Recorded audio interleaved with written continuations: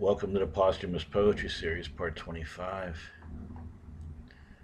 Um, One day at my previous job, I walked past this guy's cubicle and he had this formula on the cubicle wall. And if I recollect correctly, the formula was about 4 or 5 lines. And to me, a guy who's a real dolt when it comes to math, I was fascinated by this. And I said to my friend, I said, "What is that?" And he said, "It's the statistical substantiation of subjectivity." And I said, "What?" And then he said, "Statistical substantiation of subjectivity. It's a formula for substantiating subjectivity. And that's how you do it." I said, "Wow. I love that thing." He said, "Tell me one more time." He said, "Statistical substantiation of subjectivity." I said, "So I'm going to have to use that in a poem." No, I'm not one of these guys who goes home and writes a poem about writing a poem, based on having said he's going to write a poem. But I did use it as a title of this poem. And this poem, one of the aspects for me about this whole series is that I feel a little bit like Sonny Rollins when he was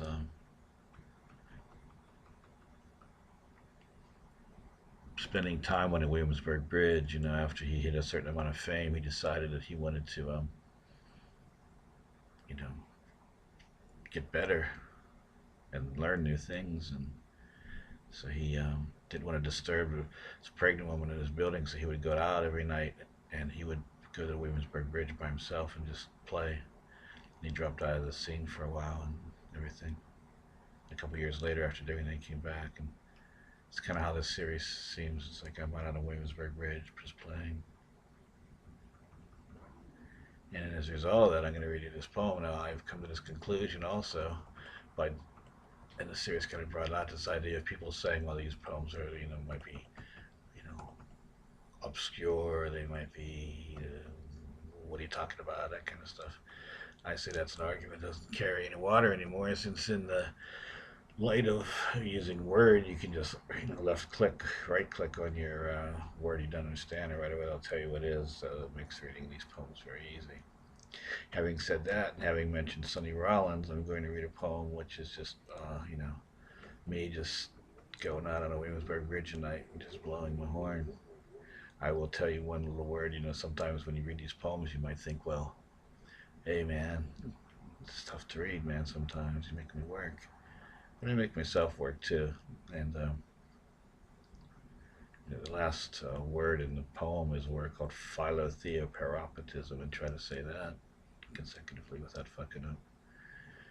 And that's a wonderful word. This whole poem is full of language. If you don't like words, you don't like language, go watch my Rick Ashley video. But philotheoparopatism is the act that the good Christians used to do, where they would get someone and basically burn them on a spit on a fire. That's how you teach people about the love of Jesus. But anyway, that's not what the poem's about. This poem's about the statistical substantiation of subjectivity. This is what we do for Vindaloo,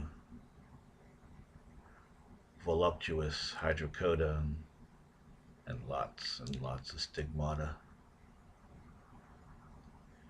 In the poet's garden, they want les belles relations, but the god of compassion, the Buddhas of compassion, cannot face us, not even with a biryani. The pharmaceutical certainty of the robin. The tree on Wallingford, a reedy switch in the winter. Now Pallas Athena fully sprung from the head of Zeus, who cannot overrule the fates. Clotho, lachesis, atropos, unreasonable and inexorable. He figured this in amphigory and wrote it off to the blik of his cisvestitism. He disconnected his answering machine. He said it became an amphigory, which he, in the midst of his diurnal mistook for therification. His world, matutalagnio, as some call all of this aphalatosis, and now you're lost, as if in the film Exterminating Angel. No nightingales, no Jimmy Bacchus. Or shall we say he has calipigian concerns for Morgan Le Fay, who is controlled by a vaguely mysterious, terrifying god of the nether region, the highest of the triple universes, whom it is forbidden to know. Shelley called him Demogorgon. The day, gray as a dray of squirrels, the perfect hue for a pennaloon, and a right rogering of philotheoparopatism.